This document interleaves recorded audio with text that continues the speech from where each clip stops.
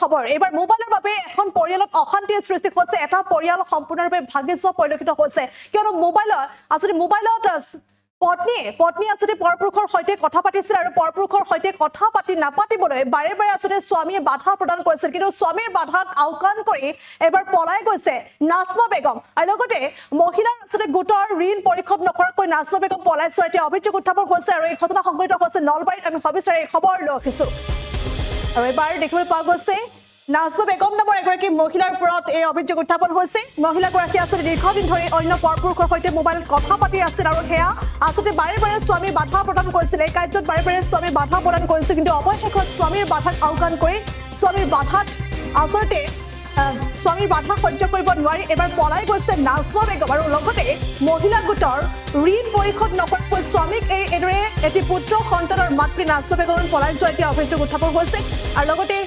নলবাৰীত সংঘটিত হৈছে এই ঘটনা নলবাৰী জিলাৰ জাগৰা গাঁৱৰ গিয়াছুদ্দিন আহমেদৰ লগত আসলে 7 বছৰ পূৰ্বে বিবাহপাশত আবদ্ধ হৈছিল নাজমা বেগম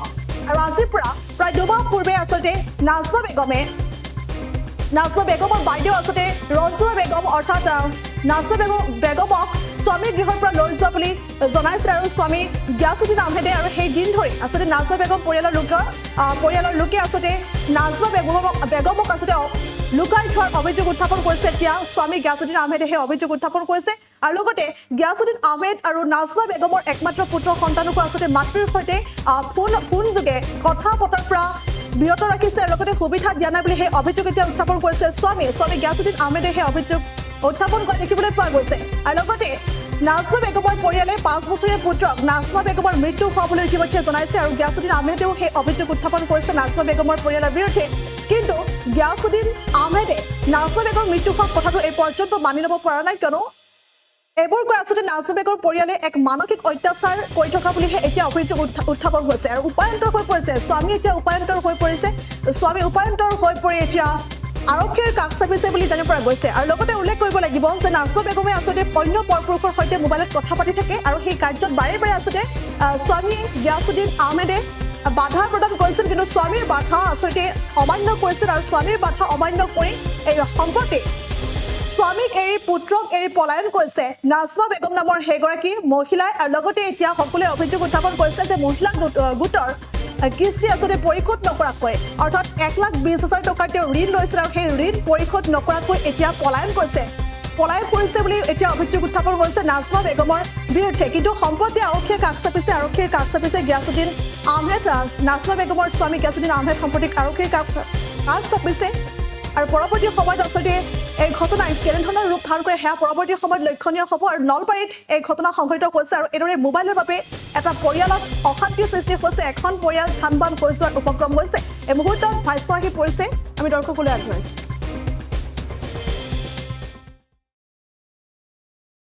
ঘটনাটো কি হৈছে মানে হেৰি গোটৰ পৰা পইচা লৈছিল আমি তাৰমানে লোনৰ পইচা লৈছিলোঁ বেংকৰ পৰাই 6 লাখ টকা লৈ কিনে আমাৰ তাৰে এজনী সদস্য তাৰমানে নাজমা বেগমে তাই তাৰমানে 1,20,000 টকা আকলাই লৈ কিনে তাই তাৰমানে পইচাটো লৈ তাই মুকালমাত ভাড়া ঘৰত থাকিল 3 মাহ ভাড়া ঘৰত থাকি তাই তাৰমানে পইচাটো দিয়ে আছে 9 মাহ মান পইচাটো ঠিকে দি থাকি এতিয়া তাৰমানে পইচাটো তাই নিৰুদ্দেশ হৈ পইচাটো তাৰমানে তাই নিদিয়া হোৱাৰ কাৰণে এতিয়া তাৰমানে আমাৰ বহুত খেলিমেলি হৈছে তাৰমানে দুটাৰ পইচা লৈছে এটাৰো নহয় লৈ এতিয়া তাৰমানে বহুত খেলিমেলি কৰিছে আৰু আমাৰ এই গোটটোৰ এতিয়া আমি তাৰমানে এনেকুৱা পৰিস্থিতি হৈছে তাৰমানে আমি গোটেইকেইটাই মাইকীৰ পৰা তাৰমানে পইচা তুলি কিনে আমি বেংকত তাৰমানে ধাৰ মাৰিব লগা হৈ গৈছে এতিয়া সেইকাৰণে আজি তাৰমানে তাইক বিচাৰি গৈছিলোঁ আমি মুকালমাত বাইয়াহঁতৰ তাত থাকা বুলি গম পাই তাৰমানে বিচাৰি যোৱাত বাইয়াহঁতৰ পৰিয়ালে ইমান তাৰমানে অপমান কৰিছে তাৰমানে ভাবিব নোৱাৰি আৰু তাৰমানে মাৰ ধৰো কৰিছে 2-3জন মুকালমাত গৈছিলোঁ তাৰমানে বাইয়াহঁতৰ ঘৰত মুকালমাত তাত মুকালমতে আছে পলাই গৈছে তাৰমানে ইয়াৰ পৰাই তাৰমানে যতে এনেকুৱা তাৰমানে অপমান কৰিছে তাৰমানে আচৰিত আৰু ক'বই লাজ লাগে তাৰমানে এনেকুৱা তাৰমানে অভদ্ৰামী কৰিছে তাৰমানে আমাৰ মাইকী কেইটাৰ ওপৰত আৰু হোষ্টেলতো হেৰি থাকা বুলি হেৰি শুনিলো আৰু শুনি পেলাই তাকে গলেও গেলো তাতো নাই তাৰমানে গোটেইখিনি আমি ৰুম চেক কৰি চাইও আহিলো তাতো নাই বহুত সময় কথা বাৰ্তা পাতিলো থাকা বুলি ভাবি পিনে চিচি কেমেৰাটো চেক কৰি তেখেতে দিলা দেখুৱালা তাই তাৰমানে তাৰ পৰাও পলাইছে আমি বুলি গম পাই কেনে হেৰি গিৰাকক এতিয়া লগ পোৱা নাই আমি গিৰাকৰ নাম কি? গিয়াসুদ্দিন নাম ক'ত ঘৰ গিৰাক? জাগৰাতে কলেজৰ ওচৰতে জাগৰা গিৰাকে কি কয়? গিৰাকে এতিয়া কি কব গিৰাকে কৈছে পইচাটো তাই যিহেতুকে তাই লৈছে তাইৰ নামত তাই পইচাটো ধাৰ মাৰিব লাগিব মই কেনেকৈ ধাৰ মাৰিম মই ধাৰ মাৰিব নোৱাৰো নহয় এতিয়া গিৰাকৰ পৰা গুচি গৈছে নেকি? গিৰাকৰ পৰা গুচি গৈছে তাৰমানে মনে মনে গুচি গৈছে তাৰমানে বাচ্চা এটা সৰু বাচ্চা এৰি থৈ তাই মনে মনে পলাই গুচি গৈছে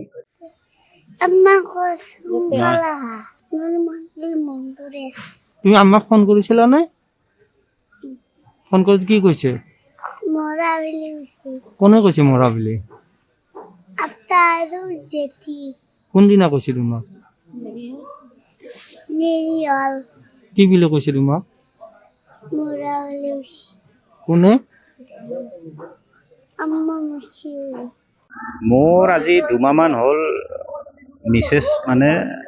মিছেছৰ বায়েকে মোৰ মিছেছক মানে লৈ গৈছে আৰু সেই দিন ধৰি তেওঁলোকে লুকাই থৈছে মোৰ বাচ্চাটোৰ লগতো কথা পাতিব নিদিয়ে আৰু ময়ো মানে বিচাৰি পোৱা নাই মই বহু জাগাত বিচাৰিছোঁ তেওঁলোকৰ অঙহী বঙহী তাতো মই বিচাৰিছোঁ পোৱা নাই তাৰপিছত এই মোৰ বাচ্চাটো নিজৰ তাইৰ দেউতাকৰ মোবাইলত ফোন কৰিলে ফোন কৰাৰ পিছত মাক মৃত্যুৰ মুখত পৰা বুলি কৈছে আৰু বায়েক যিজনী ৰঞ্জুমা বেগম তেখেতো ফোন কৰাতেও তেখেতো মৃত্যুৰ মুখত পৰা বুলি কৈছে গতিকে এতিয়া কথাটো হ'ল যদি অৰিজিনেলকৈ মাক মৃত্যুৰ মুখত পৰিছে তেতিয়া কোনখন কবৰস্থানত মাকক দাফন দিয়া হৈছে সেই বস্তুটো মোক লাগে বা বাচ্চাটোকো লাগে আৰু যদি মাক অৰিজিনেলকৈ মৰা নাই তেওঁলোকে মোৰ বাচ্চাটোৰ ওপৰত ইমান মানসিক নিৰ্যাতন কি কাৰণত চলাই আছে ইয়াৰ ওপৰত সঠিক বিচাৰ এটা লাগে মিছ নাজমা বেগম কিমান দিন ধৰি আপোনাৰ অন্তৰ্ধান হৈছে? প্ৰায় 2 মাহ হ'ল আপোনাৰ লগতে 2 মাহৰ ভিতৰত যোগাযোগ হৈছিল নেকি? যোগাযোগ ঠিক তেনেকৈ হোৱা নাই এজনী ছোৱালীৰ দ্বাৰা তাই মোক ফোন কৰাইছিল যে মই মানে কি ভাবিছোঁ মই বোলো ঠিক আছে তাইক মোক ফোন কৰিব দিলে হ'ল তাইৰ লগত মই কথা পাতিম কিন্তু তাই মোৰ লগত যোগাযোগ কৰা নাই আৰু গৃহস্থৰ মানুহে গম পায়ে তাইক মানে বিভিন্ন ধৰণৰ টৰ্চাৰ কৰিছে আৰু লগতে আমাৰ বৌৰ মোবাইলত ফোন কৰি ধমকি দিছে গৃহস্থৰ মানুহ মানে চুলি খুৰাম অমুক কৰিম তমুক কৰিম বিভিন্ন ধৰণৰ আৰু বেয়া বেয়া শব্দ সেইবিলাক মানে ইয়াত ক'ব নোৱাৰোঁ পাৰিবাৰিক সংঘাত একো নাই কেৱল খালি তেওঁৰ এটাই বেয়া অভ্যাস আছিল কাৰণ আজি এবছৰমান হ'ল ককায়েকে মোবাইলটো কিনি দিছিল সেই মোবাইলটো কিনি দিয়াৰ পিছৰ পৰাই তাৰমানে বিভিন্ন ধৰণৰ ল'ৰাবিলাকৰ লগত ফোন কৰে ভিডিঅ' কল কৰে হোৱাটছআপ কৰে এইবিলাক কৰি থাকে মই সেইবিলাকৰ পৰা বিৰতি থাকিবলৈ কোৱা কাৰণে জগৰটো সেই বেলেগ অন্য পাৰিবাৰিক সংঘাত 1% নাই তাইও ক'ব নোৱাৰে যে মোৰ হাজবেণ্ডে মানে মোক খোৱা নাই বা পিন্ধা নাই উৰা নাই একো ক'ব নোৱাৰে এতিয়া কি বিচাৰে আপুনি এতিয়া মাইকীটো মোক লাগে কাৰণ বাচ্চাটোৰ প্ৰাপ্য হয়তো কাৰণ বাচ্চাটোৰ এটা এড্ৰেছ থাকিব লাগিব ক'ৰবাত এডমিশ্যন দিলে মাকক মই কি হিচাপত এড্ৰেছ কৰিম মই বাচ্চাটো কিমান বয়স 5 বছৰ হৈছে তাৰ আৰু ডাঙৰ বাচ্চা হৈছে নেকি ডাঙৰ বাচ্চা নাই এটাই ল'ৰা এটাই ল'ৰা পইচা লৈছিলে তাই 1,20,000 টকা 60,000কৈ আছিলে তাই দুজনীৰ পইচা লৈছে লৈ পেলাই এইটো পইচাটো বাপেকক দিছে আৰু গোটত মই সোমাব মানা কৰিছিলোঁ তাই মনে মনে গোটত সোমাইছে গোটৰ বিষয়ে মই নাজানো আৰু তেওঁ কিন্তু পইচা লোৱাটো মই জানো পইচা তেওঁ যিহেতু লৈছে তেওঁৱে ধাৰ মাৰিব লাগিব কোনে ধাৰ মাৰিব মইতো আৰু মোৰ নিজৰ গাড়ীৰ কিস্তি আছে মোৰ নিজৰ পাৰ্চনেল লোনৰ কিস্তি আছে আপোনাৰ স্বাক্ষৰ আছিল নে নাই নাই নাই মোৰ স্বাক্ষৰ নাই অকল মিছেছৰে মিছেছৰে এতিয়া মিছেছে পইচাখিনি লৈ পলাল অন্য পৰিচয়ত পলাই গ'ল নেকি পইচাখিনি ঠিক লৈ পলোৱা নাই পইচাখিনিতো আগতে জানুৱাৰীতে পইচা লৈছে তাইতো আজি 2 মাহমান আগত এই গণ্ডগোলটো লগাই পেলাই বায়েকে তাইক লৈ গৈছে আচলতে আমাৰ সংসাৰখনত মেইন কেৰুণ লগাইছে বায়েক আৰু তাই মোৰ তাত ভাল পাই আহিছিল ভাল পাই পলাই আহিছিল তাই বাইদেউ ঘৰ ক'ত বায়েকৰ ঘৰ মুকালমত, না না মিছেছৰ ঘৰ চতলা। যিকোনো খবৰৰ বাবে যোগাযোগ কৰক 7099017330 লগতে 7099017110 নম্বৰত।